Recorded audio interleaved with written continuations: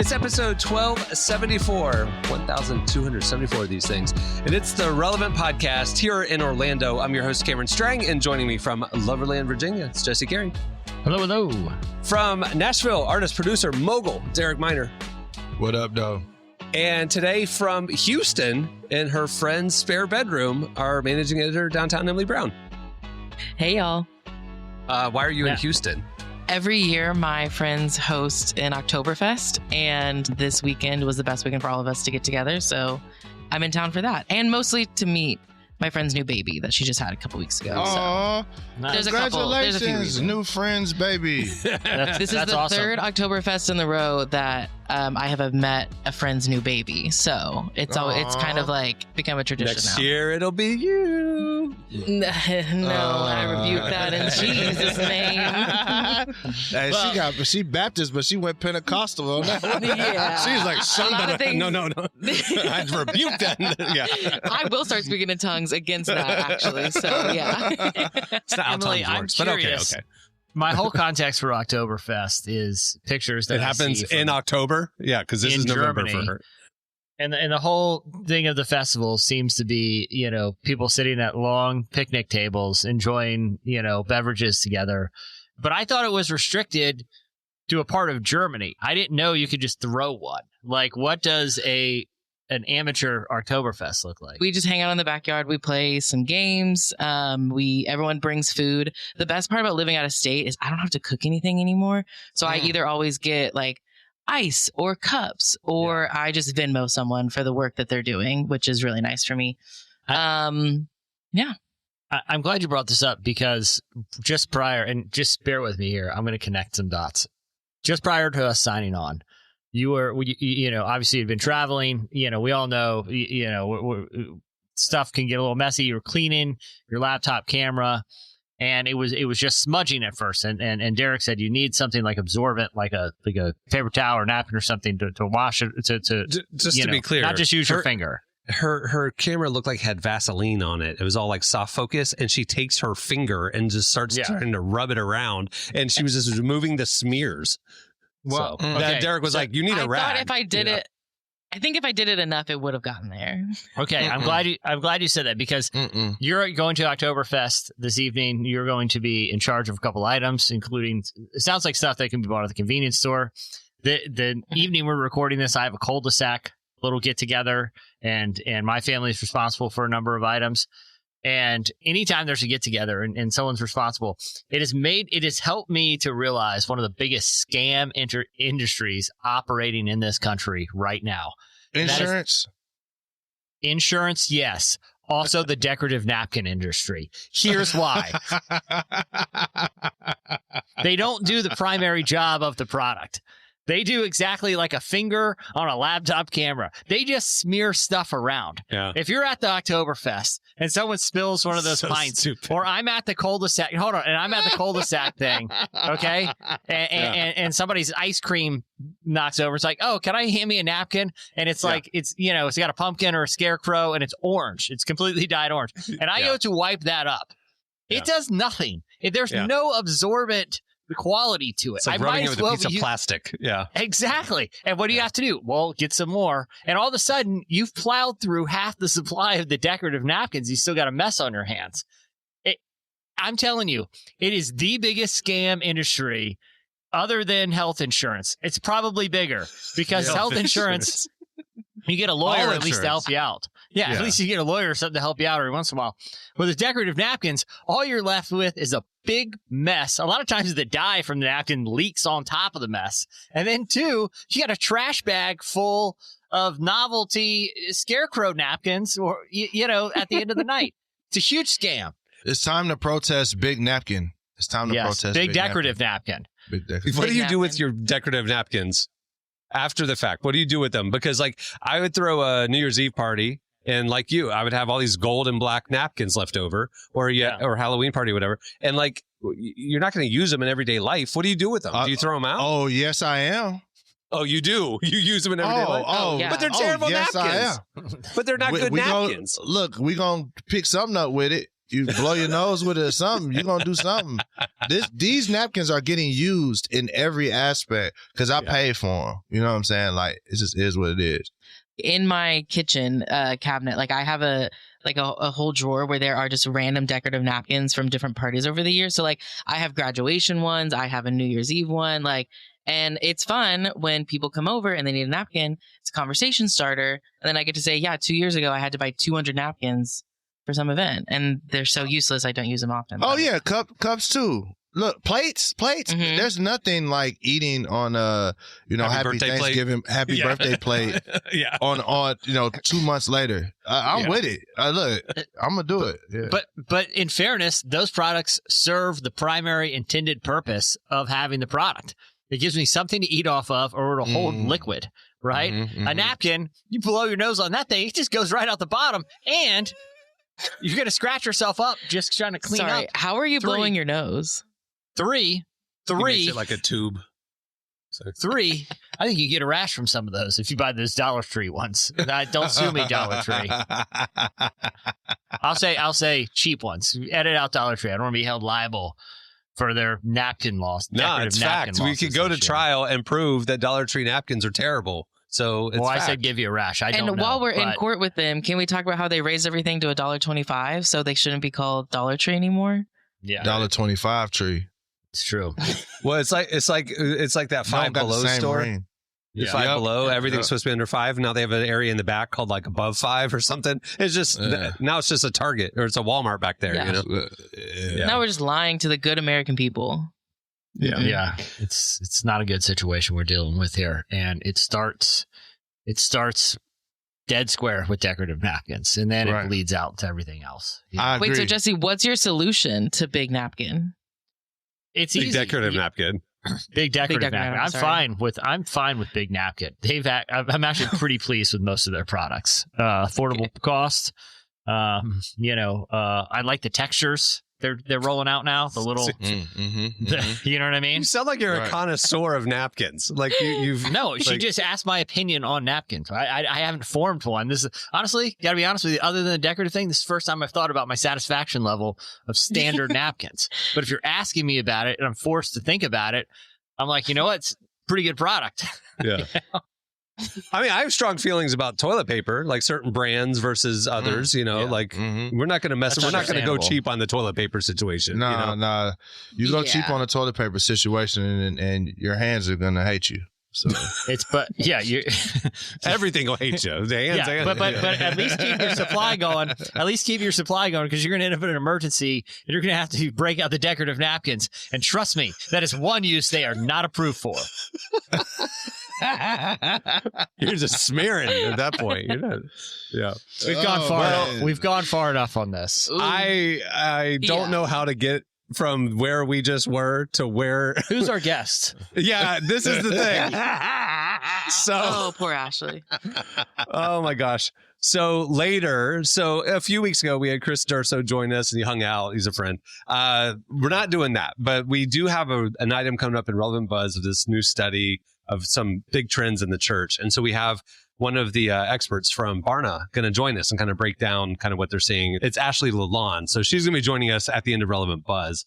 So I apologize, Ashley, if you're listening to your episode that we started out with napkin talk, but we do have real stuff coming up, everybody. We have actual content. It's going to be a good show.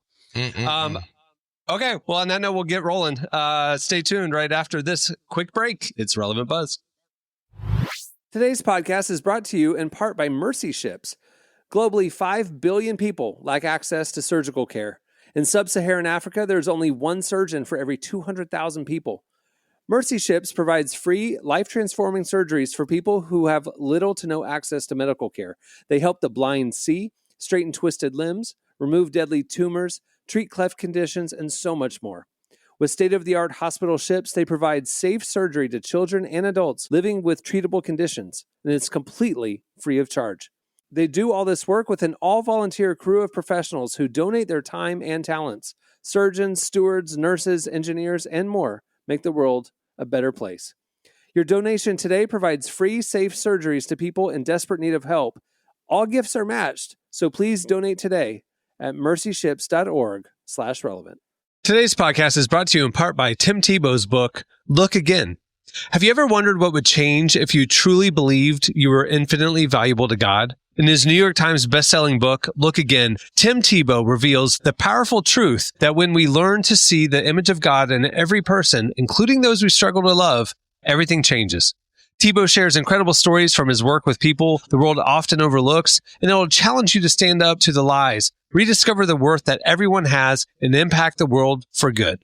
Find Look Again by Tim Tebow, available now wherever books are sold. All right, it's time for Relevant Buzz. Tell us what's happening at the intersection of faith and culture this week, Emily.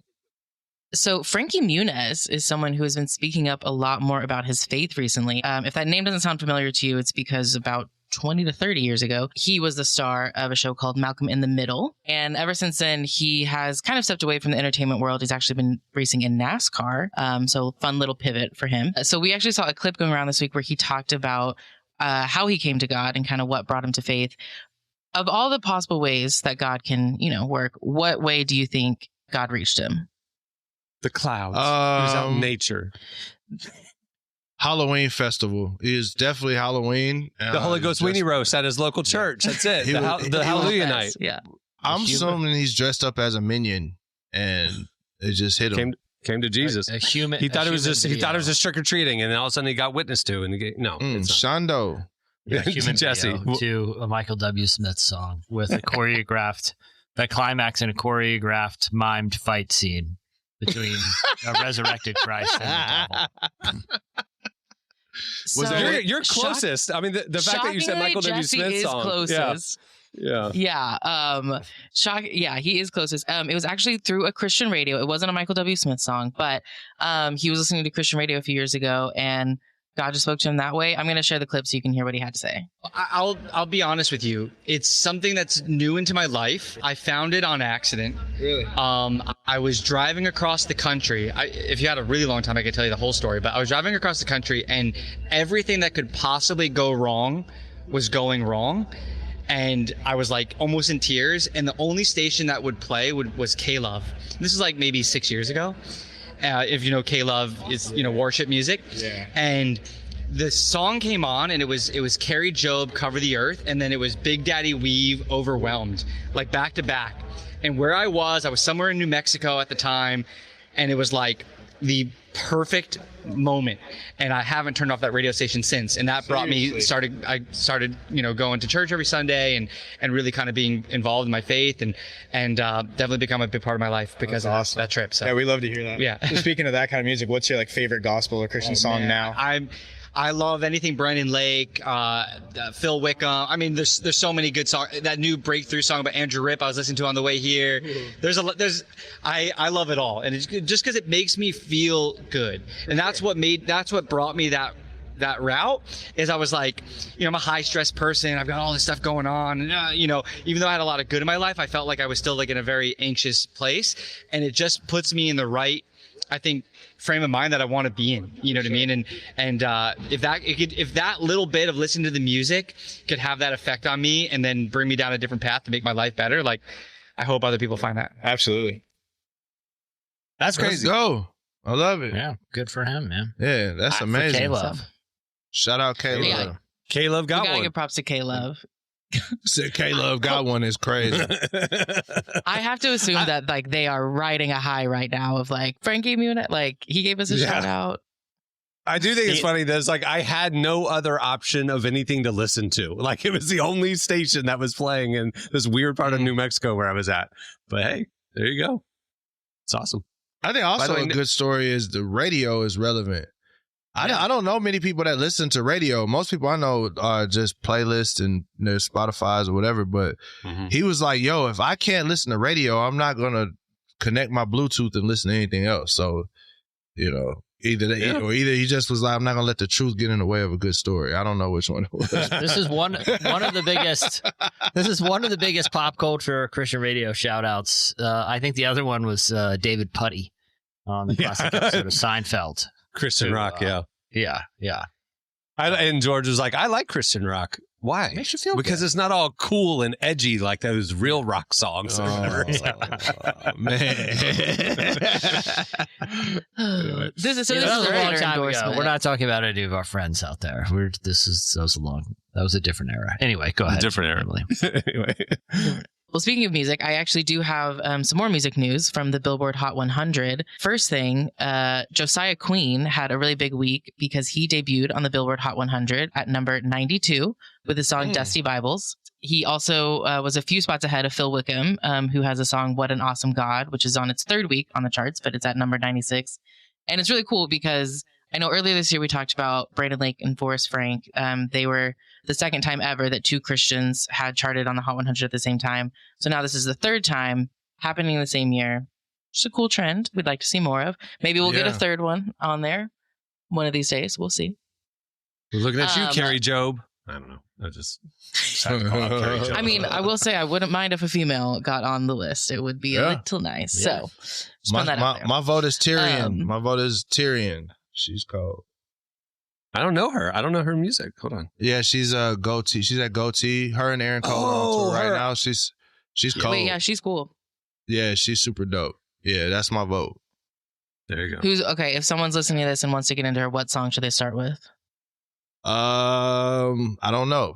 Just start with anything. You go to her page Go to and look at the number one song. Start That's there. it. Start there.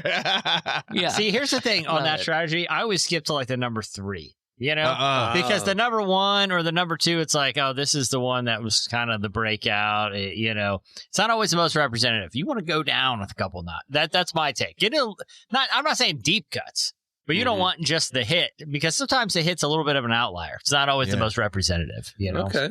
Yeah, like there's a reason that one's a hit. My biggest fan is obviously she's a rock star, killing it. We got a lot of mutuals, obviously being on tour with Aaron Cole.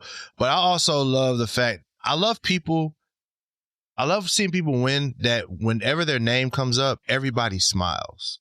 And it's like, I've never met her before, but every time her name comes up, there's never somebody that says, oh, they're annoyed or they're irritated. It's just like, they're like, man, she's such a sweet person. So it's like, those are the people I like to see represent any space that I'm advocating for. It's just people that are just nice people. So it's like good music, great people.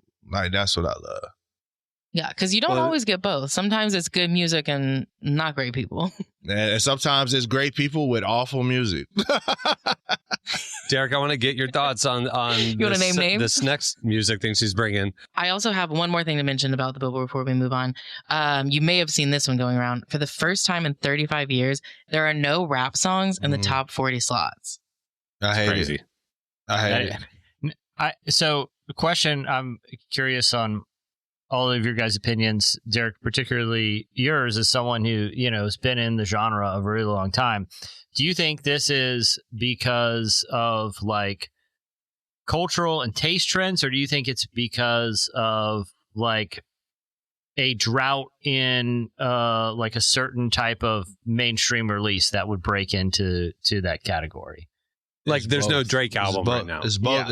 Yeah. No, it's both at the same time. You got multiple things that's going on. Number one is you have the tides are turning as far as just what culture, in my opinion, is needing right now, which culture needs less partying and more clarity. So I feel like that's why Christian music is starting to have certain moments with certain people, is because they're bringing clarity to people in certain areas. And I think hip hop has really been, as of late, just kind of relegated to just party music or crash out music or demonic aesthetics and weird things like that, like shock jock stuff. It's been just shock jock stuff.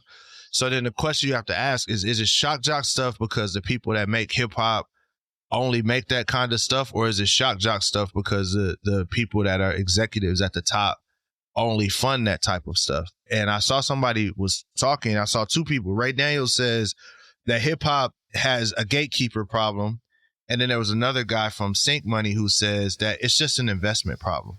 They're not, like, the labels aren't investing in the artists. And what, in my opinion, and I hate to take it this way, but people are going to be mad at me, but you got a culture that was started with black and brown people that love the culture. They speak in their voice. And then you get a bunch of rich executives at the top that are just like, hey, there's a lot of money here. And they're investing their money in the people they think they can sell. So they're not trying to sell the actual art form, but they're just trying to sell the shtick.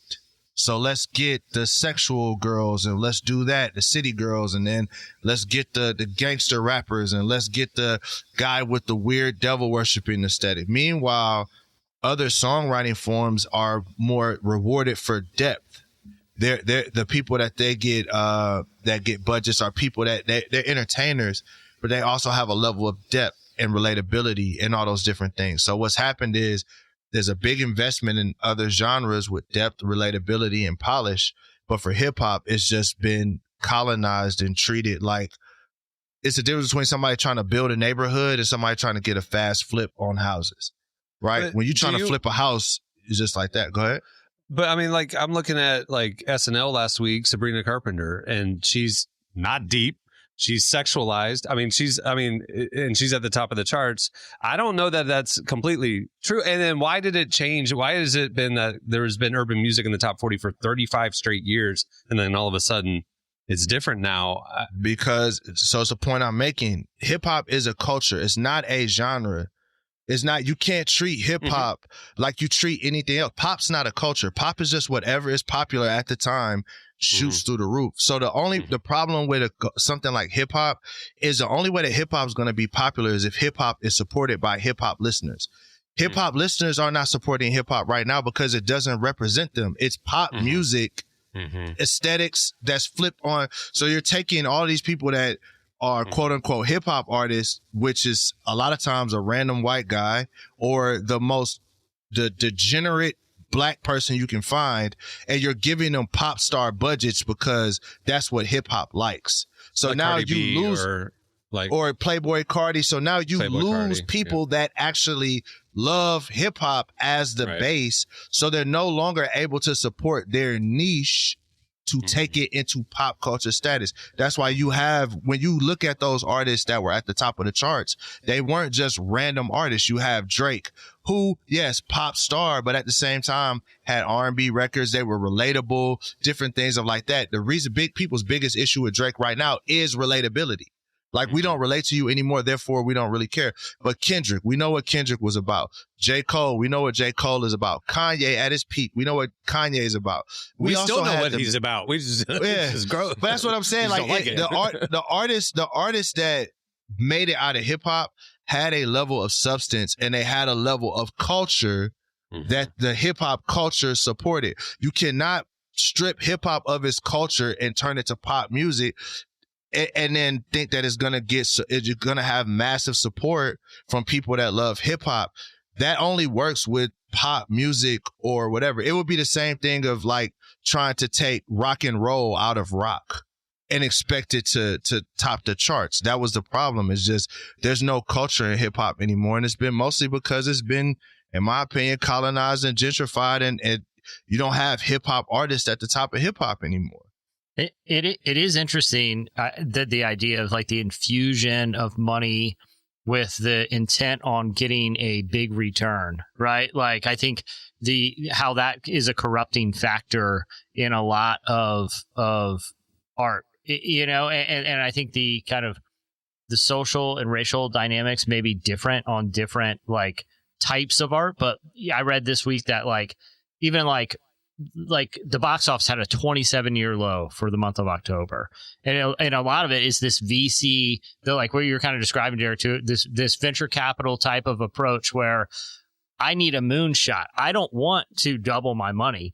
I want 100x my money. Yes. And whatever is going to give me the best chance of that, I'm going to do. And that means all the people in the middle, anyone that's representing nuance or things that aren't meant to be like, to appeal to everyone, to have or to blow up, but to someone who has something nuanced or interesting to say, no matter what it is, a lot of those people get cut out of that investment thing because, like I said, they want the moonshot. They want 100x. Yes. They don't want double X. I feel like that mindset has infiltrated a lot of things, and it corrupts on different levels because each art form brings different, things to the table. But I do think you can trace a lot back to this mindset of what investors, to your point, Derek, are looking for now. Yeah. It's not just hip hop. I could take this with another thing I'm passionate about, which is Marvel movies and such.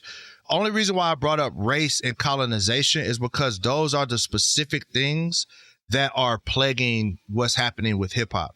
People that love hip hop don't feel like hip hop represents them. Therefore, you don't get the buy-in. But I could take it to the exact same thing with Marvel. Marvel laid out a 10-year plan on getting to one of the greatest villains in the Marvel history, right? Which it starts at Iron Man. And then it was small character developments over a decade, which leads you to some of the biggest box office grossing movies of all time. After that, Marvel said, let's accelerate that. Let's rush it to try and let's put out all these different television shows, all of this content to keep up, because we want to hit another moonshot, like what my man say. And then when you look at Marvel, even Marvel fans don't care about Marvel movies anymore. It's because the culture is gone. The thing that we loved about the original Iron Man, the original movies, like, it's gone. It's just, we could tell this is something that corporate is shilling out, trying to get us to be involved. And we're waiting for it to come back to its essence in order to support it. And I think that that's what you're seeing with hip hop and other things. It's not just hip hop. It's Marvel. It's big capitalism is killing art. Today's podcast is brought to you in part by John Mark Comer's book, Garden City, a book that speaks to the tension we all feel between work, rest, and purpose. The New York Times bestselling author John Mark Comer takes us to the scriptures to identify what it really means to be human and flips the script on the idea that who you are matters, not what you do. He shows that God created us for meaningful work and meaningful rest. Both matter. This book helps you ask and answer the big questions. Does God care where I work? Is there a direction for my life? So you can discern God's heart for your calling, your rhythms, and the way His Spirit wants to shape every part of your life. If you're longing for purpose and a more grounded way to live, check out the new hardcover edition of Garden City wherever books are sold. Well, today's show is brought to you in part by the new book, God, the Science, the Evidence. We talk a lot about faith, but how often do we talk about science in the same breath? You might be surprised to discover just how deeply the two actually agree. For centuries, science has been used to dismiss the idea of God, but today an intellectual revolution is underway. Modern discoveries in physics, cosmology, and biology are consistently revealing the same truth: creation isn't an accident. That profound reversal is what engineers Michel-Yves Bolloré and Olivier Bonassi investigate in their international bestseller, God, the Science, the Evidence. This book is a rigorous, evidence-based critique of materialism, inviting you to explore over a dozen scientific, philosophical, and historical domains. It shows that what was once seemed impossible, that science could point to a creator, is now supported by a vast and convergent body of evidence. With over 400,000 copies sold in Europe, this book is sparking a global debate. It's thoughtful, fascinating, and a powerful reminder that reason itself affirms the existence of God. Learn more and find out where you can purchase your copy today by visiting godthesciencetheevidence.com. Today's podcast is brought to you in part by Erwin McManus's book, The Barbarian Way. Some books don't just inspire you, they confront you. The Barbarian Way, now celebrating its 20th anniversary, is one of those books. If you felt the pull of God towards something deeper and wilder than the safe, predictable version of faith that we settle for, McManus reminds us that following Jesus was never meant to be tame. It's meant to awaken courage, passion, and purpose God placed inside us. He draws from the wild stories of Abel, Noah, Moses, Rahab, and others to remind us that following God wasn't meant to be tame. Safe faith isn't working. Step into the story God is writing for you. Choose passion, choose boldness, choose The Barbarian Way. Available now wherever books are sold. All right, for the last one, we have an expert joining us for the last Relevant Buzz item. We have some questions about some research we've been seeing from Barna recently about trends in the church and specifically Gen Z. So Ashley LaLonde is joining us to kind of break it down for us today. She's a sociological researcher for Barna Group who writes on the intersection of faith, culture, and spirituality. She's also an actor with a background in sociology from Harvard, and you might have known her from her role in Hamilton. You know, little little thing that happened there in New York. Okay. Welcome to the show, Ashley. Thanks for joining us. Yeah, thanks so much for having me. I'm really excited to dive in. You are the most qualified person ever to speak on this podcast. I will say that is actually very true. Besides me and my conspiracy theories, I think you're a close second. So well, thank you. We saw this research from Barna about Gen Z women. We've seen a lot of research this year about the rise of faith in Gen Z men. And there'd been this question about what's going on with the women. And so there was a study released this month that said that they are really struggling to find their place in faith right now and in community. They are more likely than men to be disengaged with faith. And this is Gen Z adults that we are talking about, 18 to 27. 38% of Gen Z women now identify as religiously unaffiliated. And they report the lowest rates of Bible reading, prayer, and church attendance among their peers. We've seen that men are not experiencing that, or experiencing it to a less degree. And so my first question I want to ask is, why do you think young women in particular are experiencing this disengagement with their faith? Yeah, that's a great question. And I'll start by saying most of the research we have is the what and not the why. But as a fellow researcher, as someone who's close to the generation, I definitely can speak to some of my hypotheses around it. I'll also say that on the whole, we are seeing so much more spiritual openness in Gen Z. So Gen Z is actually very spiritually curious. This is actually the most spiritual openness that Barna has measured in 40 years, specifically with American culture. So it's very significant. People definitely have questions about the church, and they definitely have questions about what it means to be a Christian, particularly young women. A few hypotheses around this. One is definitely we're seeing some generational fallout from purity culture. And so a lot of these younger women grew up either kind of with the cultural undertones of the 90s, but they really came of age in the 2000s, and they were seeing some of the harmful impact and the legacy of this hyper-legalistic purity culture that was much more focused on women's purity.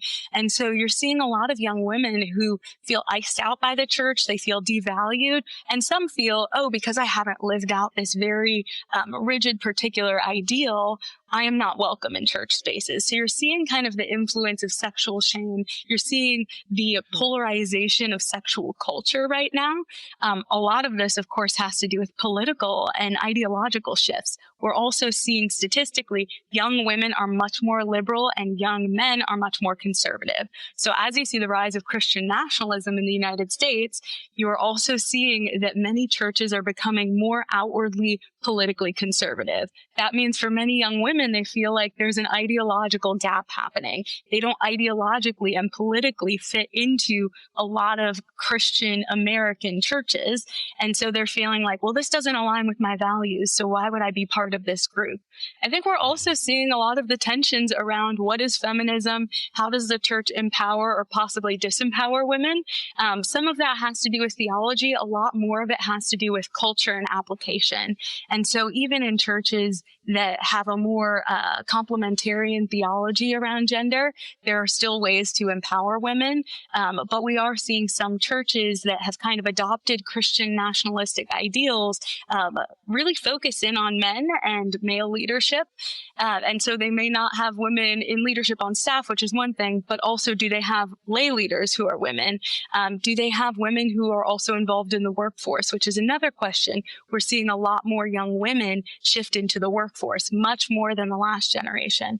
And so we're asking the question now, is the church a place where young women who are single, they're unmarried, they don't yet have kids, maybe they never plan to be wed, maybe they never plan to have kids, maybe they are just more focused on career or called to singleness or choosing singleness, whether that's spiritual or not, is there a place in church for them? Or do our churches maybe idolize marriage too much? And so I think a spiritual question to engage with is, where do we see the idolatry of marriage?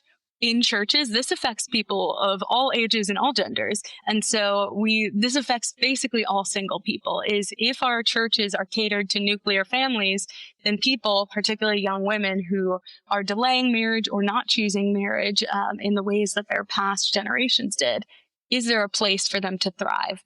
Or have they missed what we have deemed kind of the epitome of spiritual success, marriage and a family for women?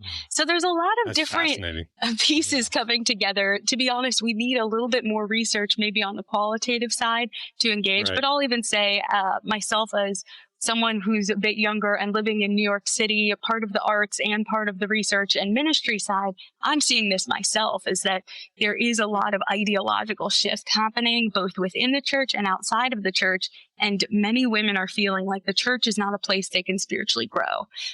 There's also, I think, a piece with the LGBTQ community that many young women are actually standing in solidarity with their LGBTQ friends. I think that's particularly true in cities, is many women and straight women are actually really close, and many have like gay best friends and are part of the queer community, even if they're not themselves part of the queer community by experience and identity. And so I think there's a bit of a solidarity piece. We would need to explore that more. But I've even just colloquially heard that from friends and Christians and non-Christians, this feeling of, well, if my friend isn't honored in this space, or if there isn't a space for this friend to be part of it, then out of solidarity and love, I don't want to be part of it either. So there's a lot of moving pieces here. Questions around politics, questions around culture, gender, theology of gender, spiritual leadership. I'll say with younger men becoming more religious, I do think some of that's connected to political conservatism. Young men are more conservative politically. We know that statistically. And Christianity right now in America is associated with being conservative politically. And so these two things come hand in hand. There's also a question of social capital. For me as a sociologist, I think about that a lot. Which choice is more socially advantageous for me? That's a really interesting question to ask. It applies to all different kinds of scenarios and people groups.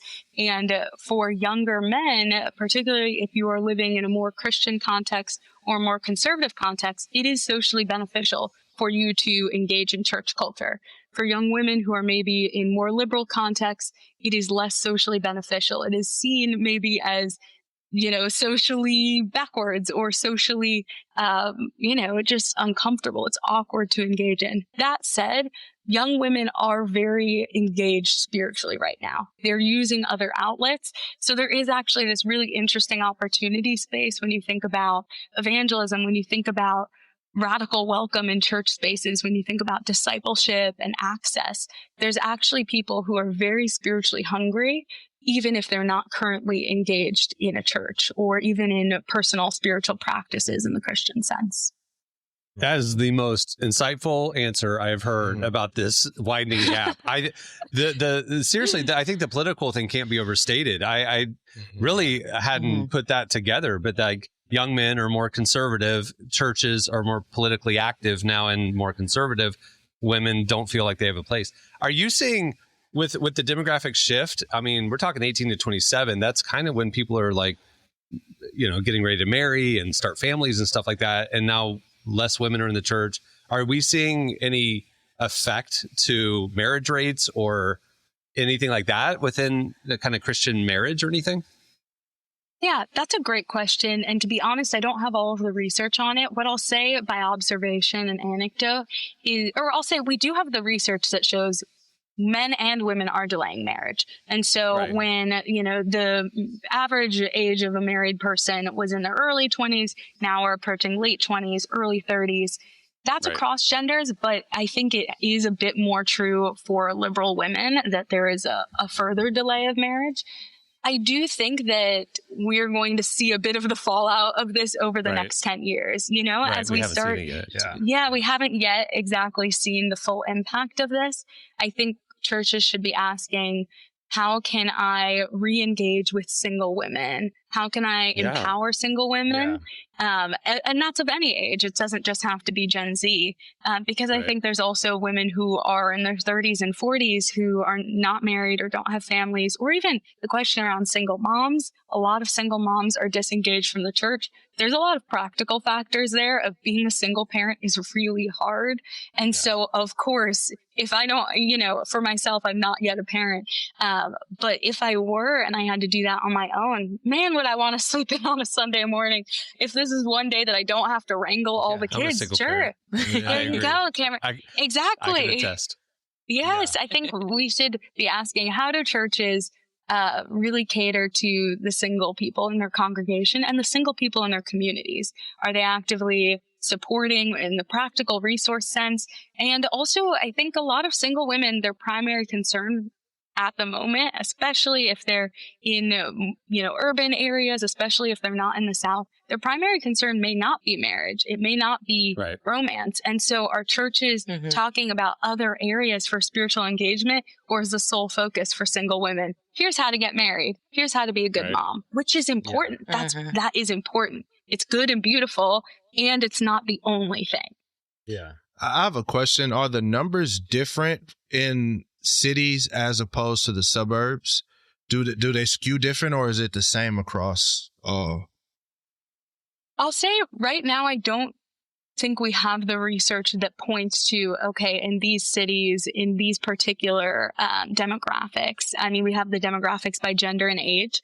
I think that is one of the things that we'll be exploring in this next round of research. Now that we have the initial demographic shifts, I'll say by hypothesis and observation, I would imagine, yes, that it is different, that women in cities are less likely to be engaged in the church. I'll say, even though anecdotally, I am part of a church here in New York that is actually primarily women in Gen Z, which is really interesting. Can you tell us where that is for all the single guys that are looking around their churches and there's no women? What church is that? That is funny. That is funny. Well, if you come visit in New York, Cameron, I'll take you. I'll take you to a Sunday service and introduce you to the ladies. Cameron's trying to blow up the safe space. It's like satellite. That is funny. There are men, but it's interesting. In my particular church culture, it is actually primarily women in their 20s, which is not representative. And so that's also the interesting piece for all of us. We all have our little bubbles that we're part of, spiritually, religiously, geographically. And so many of us, we are mirrors of the particular group that we exist within. And so it is important. That's why the research is so important, because it gives us a larger picture. If you were to only look at the Asbury revival, which is amazing, you would say, well, all young people are coming to Jesus. And we have the numbers that say a lot of young people are very excited about Jesus. A lot of young people are very interested. Many young people, even who didn't grow up in Christian households, are interested in engaging with the Bible. But many are still hesitant to be called a Christian. I'll even say, here's the really tough piece, is that we are dealing with the fallout and the continual fallout of many scandals within the church being exposed. This is actually for the church's good and for the world's good, for these disgusting and horrible things to come to light. And also, we're in the age of social media and the news. Everyone knows about it. This is not just impacting the particular ministry or church that a fallen leader is part of. It's impacting the entire Christian name. The whole reputation of Christianity is now attached to these single scandals and these acts of sexual abuse, moral failure, all of these things. And so that's another interesting piece that shifts from 100 years ago. If the leader of a major church had a moral failure or a scandal was exposed, not many people would know about it. Maybe it would make it on the local radio, but we're just living in a day and age where all of us can read about it. And that's absolutely also connected with why women don't feel as comfortable. If you hear about sexual abuse scandals, do you want to bring your kids into this space? It may not be a safe space. And so you're definitely seeing that fallout of women feeling a bit more empowered over their bodies and over their decisions, which I believe is a good thing. And the church has to reckon with, how have we failed women? How have we harmed women? How have we failed families? How have we failed single parents? How have we minimized women's calling to only be motherhood and marriage, and then isolated and iced out the rest of women who may feel called to that, may not, but are not currently walking in that. So there's a lot of shifts. And honestly, it's a hard word for the church right now to take a hard look at What are we doing to support younger women? How are we discipling younger women? How are we engaging with younger women? And then when younger women are part of the church, are we discipling their gifts? Are we empowering them? And this is even a question apart from your church's theology is, do we empower women in their gifts? Because we need the whole body. We need every part of the body to be fully utilized and supported and celebrated. Mm-hmm. Okay, before we let you go, your story is fascinating. So in a couple of minutes, how did you go from Harvard to Hamilton to research in sociology? You are a fascinating human being. Please tell us your story in 30 seconds. Okay, the 3 second version. 1, 2, 3, there it's gone. I'll say I am very, very grateful that I've gotten to live out several different dreams in my lifetime so far. I'm a born and raised New Yorker. I grew up in the church. I've had faith since I was a kid. I'm really grateful to have grown up in actually a very theologically, spiritually diverse place. Of course, it's also ethnically, racially, socioeconomically, linguistically, etc. But it actually really challenged my faith from a young age. So faith and engaging with faith intellectually has always been something I was really excited about. I was also very excited about studying people. And what's really cool is that acting is actually a way to study humankind, and so is sociology. And so I was really blessed. I got into Harvard early. I was obviously a huge nerd, loved school, have always loved learning and academics. Got into Harvard early. And of course, once I got there and started studying sociology, my acting career started taking off, and I was at times during Harvard working full-time as an actor and doing full-time school. So that was crazy. Barely slept. God was very sweet to keep me nourished somehow through that time. I also got more involved in ministry during that time. I actually graduated from Harvard early, was able to go into acting full time. That was a huge blessing. Rock star. Thank you. Thank you. What am I doing with my life? I know, right? Stop. Y'all are too sweet. But got to go into acting full time. Of course, the world shut down now 5 years ago. So the acting industry shut down. God was super sweet, and I actually worked in consulting. So I did like big tech consulting over that year or so. Got to also do more ministry and nonprofit work, even worked at my church for a time, and then was able to get back into acting mostly full time after that. Hamilton was my dream show for a long time. I'll say, though, because everyone only sees the success side, I auditioned for 6 years before I booked it. So it was 6 years of no's before I got the one yes. And, you know, this is how God often works. Is what's very sweet is that in that time, I first auditioned when I was 18 years old. And in that time, I got my Harvard degree. I met my husband, just became more spiritually and creatively mature, someone who could actually hold the weight of what that job would require. And that job is a hard job. You know, what actors do, particularly in the Broadway space, it's like, it's like being a professional athlete. The way that you have to care for your body and your voice. And it's definitely no joke. I'll also say God was very sweet. I was initially in callbacks for the little sister, Peggy. And by the time I booked it, I actually got to play all 3 roles. I covered the 3 Schuyler sisters, Eliza Angelica, Peggy, Mariah. So it turned into a bigger dream than I could have imagined. And I'll say since leaving Hamilton, I've gotten to continue acting and gotten to work on my first Netflix show and my first movie and some Leave new some musicals. for other people. Come on, Ashley. But I'll also say go ahead. I was just going to say, reading these off, I'm like, all right, what would I, when I was a pool lifeguard at an apartment complex one summer, we got pool to pay period twice. And I've been in a little bit of a wonderful as well. It's been a little bit of a cold streak, but this is very inspiring for me to get more ambitious. Seriously, goodness gracious. Well, thank you. No, I'm grateful now to be involved with Barna and to be a senior research fellow there. It's bringing together all the loves at once. So God is sweet. That's wild. That is wild. Well, we will be looking out for all the amazing future things you're going to be doing. Yeah. Thank you for the work you're doing. And thanks for joining us today. There's a lot of great insight. Really appreciate it. Yeah, thank you so much for having me. Important conversation. Honored to be part of it. Absolutely. Great. Thank you. All right. Thanks, Ashley. Stay tuned. Up next, it's Slices.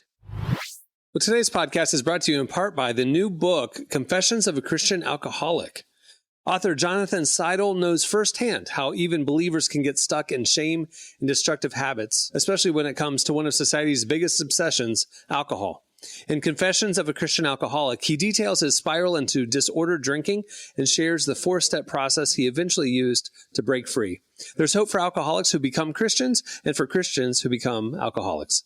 Find Confessions of a Christian Alcoholic wherever books are sold. What if you could change a child's life with just $10? Right now, thousands of vulnerable children in East Africa are suffering from jiggers. It's a painful, preventable parasite that burrows into their feet. Soul Hope is the only organization treating it through foot washing, medical care, and durable closed-toed shoes that protect kids long after treatment. $10 may not seem like much in today's world, but when we come together, those small gifts add up to big change. Join the 10 for 10 campaign. $10 protects 10 small toes. Visit soulhope.org/10 to give now. One small gift makes a big difference. Again, that's soulhope, SOLE, hope.org/TEN. All right, it's time for Slices. Okay, before we get into it, Jesse. Yeah. How good was she? That was crazy. I know, I know. And two, makes me feel bad about myself. I'm always so impressed with someone who is that articulate for that consistent amount of time. Like the clarity of thought and communication was very impressive. In addition to just being an impressive person, it's clear she went to Harvard as well. Yeah. Yeah. Yeah. And is somebody who is comfortable on stage and in front of people and communicating clearly. It's such insight. So it's great. That was awesome. Good find, Emily. Thanks for bringing her on. All right. On the other end of the spectrum, what do you have, Jesse? Well, you say that in a way, I've been a student of journalism for a long time. Yes. And have made many contributions to this field. Yes. Including making people aware of headlines like this, which was being circulated. Quote, truckload of aggressive research monkeys escape after truck crash in Mississippi. So that happened. So I do want to break down one of the, I came across this earlier this week. I actively decided not to find out more information. Partly I think it's just better if we operate under the theory that there are aggressive research monkeys just lurking. One, I think culture is getting soft and we need to be on our toes a little. I think if you live your day, day to day, today could be the day that I encounter an aggressive escaped research monkey. Yeah. You're going to approach each day a little bit better. So I intentionally didn't want to find out how many of these were recovered. As of time that I last read it, for about a day ago, 3 were still on the loose. I think America needs that. I think we. Yeah. I think no, we don't. We don't need that. Hear me out, Derek. Jesse, no, we don't need it. Hear me out. Most of us live lives where we sort of seek out or manufacture conflict online. I think if you have the real proposition of not only of interspecies conflict, that you may meet an aggressive research monkey, this reframes your day. So I don't think the story needs a conclusion, though I do think there was an important update because the deputies who were called on to, after this accident to take action, were informed that the monkeys had hepatitis C, herpes, and COVID. Oh, no. And so, not all three. God. Don't worry. What? Don't worry. I do. Hold on. Monkeys. Hold on. What are they doing to the monkeys? Hold on. The deputies evidently were told later by the research company that they're not infected. They were part of research for those things. I like the statement from PETA, who was obviously very upset about this, as we all should be. But they said this is the risk that the greedy monkey experimentation industry has chosen for the public so they can line their pockets while these sensitive monkeys crisscross American highways in unmarked trucks. That's a press release that a publicist never thinks he's going to write, even when they go work for PETA. Yeah. One, you're taking on the greedy monkey experimentation industry by name, Right. which is a bold move. Right. Two, you're exposing the activity of sensitive monkeys crisscrossing American highways in unmarked trucks. I got to be honest, when I'm driving down the highway, the last thing I'm thinking, probably the very last thing, is that truck that just whizzed by me with no markings in the right lane is filled to the brim with research monkeys infected with hepatitis C, herpes, and COVID. It's a lot going on over the highways, y'all. It is. That's crazy. Look, I grew up in the Final Destination area. I see a log truck, I'm triggered. It's right. Get out of the way. Get away. I know what happens when those things, you know. Now, I'm worried about a whole new set of problems. And we don't need that. That angry. Like, there's angry, so much stuff going monkeys. on. Yes, we don't need that. Aggressive, STD, diseased, COVID, monkeys. Oh my gosh. Yeah. We don't need those diseases, especially. So listeners, if you find an update for this, don't even tell me. Don't bring it to the table. Don't email it. Keep us on our toes. I think it's just better. We want to be on our toes a little. It's just a better way to live life. Yeah. Don't get too comfortable, people. Ashley's telling us deep insights about, the church and its effect on sociology and culture and gender. And you're telling us other reasons why we need to live better lives and stay on our toes, because you never know when an angry, escaped, diseased research monkey might be lurking. So I feel that's an example. Carpe diem, everybody. I feel that story and me being able to tell it is an example of how impressive of a career both of us have had.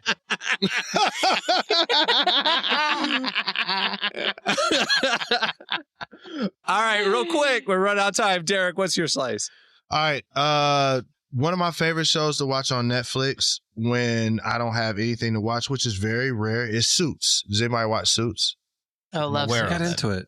Okay. Yeah, Suits is dope. So pretty much the whole premise of the joint is there's this kid. He's a genius when it comes to being a lawyer, but he doesn't take the bar. He's like literally, he's so smart that there's people that need to pass the bar, and he literally gives them the answers for the test, takes the test for him like he's a genius, right? Well, he has a photographic memory, so he's like memorized the. Yeah, he's like memorized like the LSAT or the whatever the book, the law book, whatever. Yeah. Yeah, so he's smarter than me. I'll put it that way. He's smarter than me. You can look at anything, and that's great if you're a lawyer because you could do the research, you look at stuff, et cetera, et cetera. Bam. So he gets put into a law firm, and a guy takes a chance on him knowing that he doesn't have this. And that's the whole thing is, are they going to find out that this guy really shouldn't be practicing law or not? Well, that's actually happening right now in Kenya. There's a guy named, wow. Yes, there's a guy named Brian. That was a great intro. That was a great segue. I didn't know where you were going. That's great, though. All right, go ahead. Sorry. So there's a guy named Brian Mwenda. I think that's how you would say his name. Forgive me, Kenyans, if I got it wrong, but Brian Mwenda. He finds out there's another guy with the same exact name that's actually a lawyer. He goes in, hacks whatever thing, and he begins to do cases under this guy's name. He took 26 cases and did not lose one. Wow. Took 26 and did not lose one. And he's not a lawyer. He's not a lawyer. The same name as a lawyer. They found him out because the original guy, I guess, got moved up to the attorney general's office, so he didn't really need that portal as much, but he wanted to reactivate himself in the portal, and he got locked out. So he's trying to figure out how he got locked out, and it's because other guys practicing law under his name. So this guy's going to go to jail, but he won all 26 cases. It seems to show, one, the futility of law school. Am I right? I mean, look, here's the other thing, too, is like, you know how when you're growing up, the teachers say, "Oh, you're not always going to have a calculator in your pocket. You got to learn trigonometry or whatever." Now it's like, look, I got Chat GPT in my pocket. If I get in a traffic accident or whatever, I'm going to ask it for law advice. I think this is all just getting to a place where it shows the futility of a law degree. If this super smart dude can go in there, he didn't need school. I think if you can, listen, I think passing the bar should be optional for practicing law. I think our laws have gotten I think the laws have gotten too complicated if you have to go to school for 8 years to be able to understand it. I like this guy. Give me the Kenyan scammer that won all that is perfect on his cases. Give me that guy over the guy that went to law school and has a 50-50 shot. I want the 26 cases, dude. I'm not gonna lie. Give me the 26 cases guy. I want the winner. Like, just give me the 26 cases guy. But what's genius about all this isn't just the law thing. It's that he found a lawyer with his same name and just said, he just sidled up and said, that's me. I remember, I don't know if he still is, but there's another Cameron Strang, and he's the president and chairman of Warner Brothers Records. Like, I don't know if he still is, but he was. I could just go to Grammy Week, go to the guest list, and be like, Cameron Strang. Show me sidle up. That's me. Look, my coach told me in high school, if you're not cheating, you're not trying. And your coach said that? Yes. You're not cheating, you're not trying. I don't know about that one. I feel like I heard a story about this. Hold on. I will say this. I feel like I heard a story about this recently with someone practicing dentistry, and it was very similar. Really? And that one did not have as happy of an ending. Oh, that would be brutal. That would be having a dentist that's not a dentist work on your teeth. And then with the drill, just extracting. Oh, no. Man, but was it because of the same name thing? Is that like how he got to practice dentistry? Know. I don't know the details. I just think it was a off-book dentist, but I don't know that his patients knew. I think they were like, oh, there's a laptop in an office or a lab coat in an office. Seems pretty official. Oh my God. And fake it till you make it. I'm not checking that the dentistry degree on the wall of my dentist is legit. He could be. Yeah. He could have totally made it up, and I would never know. Wear the suit. See, Cameron's onto something, though, with like... So, Cameron, you're onto something with like finding someone with the same name and kind of taking over their life, because there are genuinely 1 million other Emily Browns in the world. So I kind of have like wide open, endless career options ahead of me. Pick of your career. Yeah, I can be whatever I want to be just by assuming someone else's identity. I like this career path for me. Love it. Love it. That's good. All right. That'll do it for Slices. Make sure to check out relevantmagazine.com for more stories like that and the stuff we covered back in Relevant Buzz. Many thanks to Ashley LaLonde for joining us today. I'd say go check her out. Like, she's on Netflix. She's on Hamilton. She's doing it all. She's doing it all. Truly doing it all. Try out on her.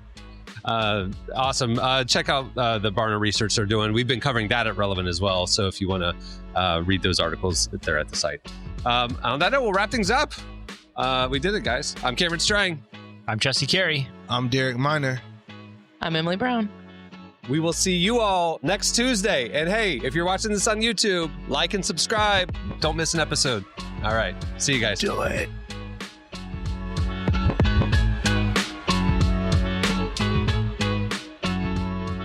Thanks for listening to the Relevant Podcast.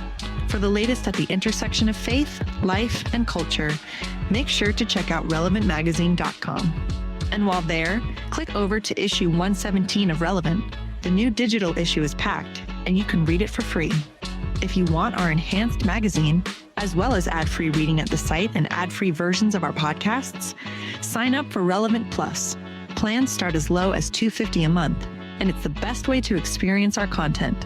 Find out more and sign up today at relevantmagazine.com.